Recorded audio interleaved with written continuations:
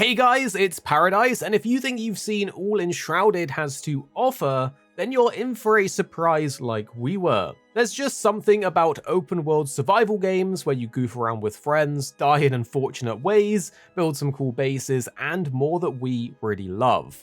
Well, Enshrouded is a game that we've been following since its early access launch back in early 2024, and we had a ton of fun playing it back then, especially with its unique crafting and building system. There really are some crazy things you can make with this game if you put your mind to it. It's always felt like a solid base for a game, but with some fleshing out and additions, it was really poised to become something special. Now, after its recent update number 4, another big update in its increasing line of free updates that actually add content and progress the game, it's looking like it's just getting better.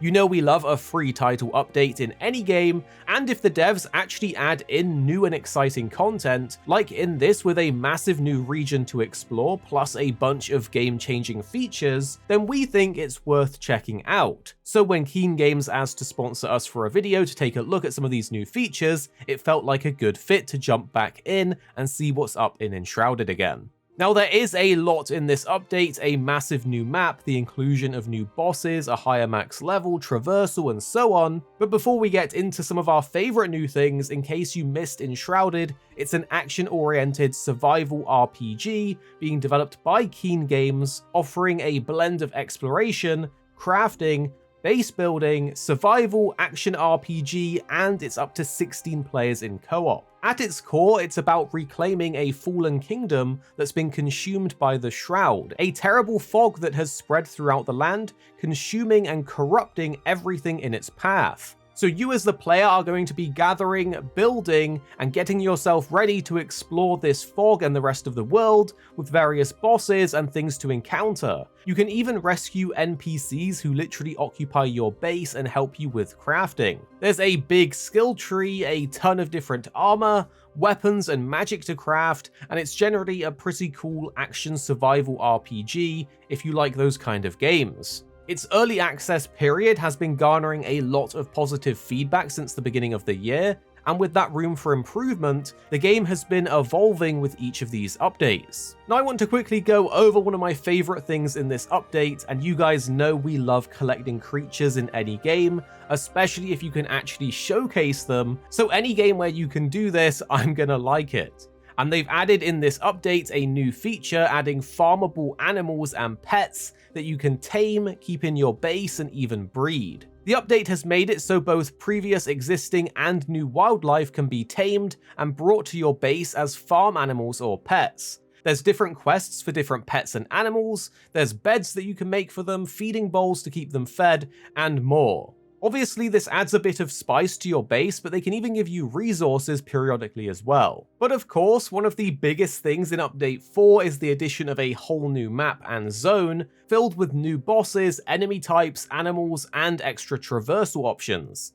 This is a mountainous biome, with very cold weather adding another layer to the survival aspect of the game, with frost resistance being needed in some of the most cold parts. So going through this zone does take a bit of preparation as you manage that frost resistance by using a torch, eating certain foods, equipping warmer armor, or just being near a fire. Traveling through this area has been pretty fun as there's loads of opportunities for very prolonged stints of gliding over the Shroud and the mountains nearby. The Shroud itself covers the ground below and is generally filled with some pretty tough enemies, but it's also rewarding to go exploring in it if you're prepared, as there's new Shroud routes to chop down to give you skill points, new quests, lore to collect, and even bosses. The natural progression through this massive new area leads you into castles, towers, and buildings filled with some crazy puzzles that even make use of some of the new elements introduced, like the updrafts. These help boost you higher up as you're gliding, allowing you to access hard-to-reach areas and the mountaintops, where many of these cool areas are stationed and ready to be explored. But they even use these different mechanics in these sort of puzzle rooms. For instance, this one where I had to use the glider, where I had to fly up through these different rooms looking for the buttons to press while dodging projectiles in order to get some treasure. and at the very top of this tower was a beacon that eventually will lead you to a new big boss. There's even frozen lakes and icy terrain that makes it all slippy and slidey, and again this was utilized in various puzzles where you were sliding around, jumping and dodging these spike traps as you looked for a way out. I even stumbled into an area that had this puzzle room filled with fireballs, which was a bit of a highlight, eventually leading to a chest with a frost-enchanted weapon, so there is new gear out there to mix things up. There's even new weather systems with storms, but also new terrain including deep snow, ice, and mountainous fauna. This makes it a bit tougher and more interesting to deal with enemies in some of these new areas that you'll be exploring, especially along the mountaintops.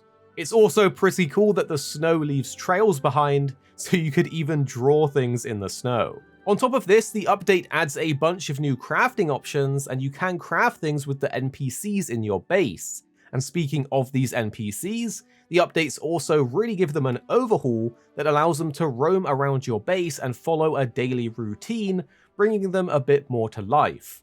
At night, they search for a bed or go to the one that you've assigned them to, and that will affect how happy or sad they are, depending on if the bed is actually sheltered. So make sure it has some walls and a roof on top.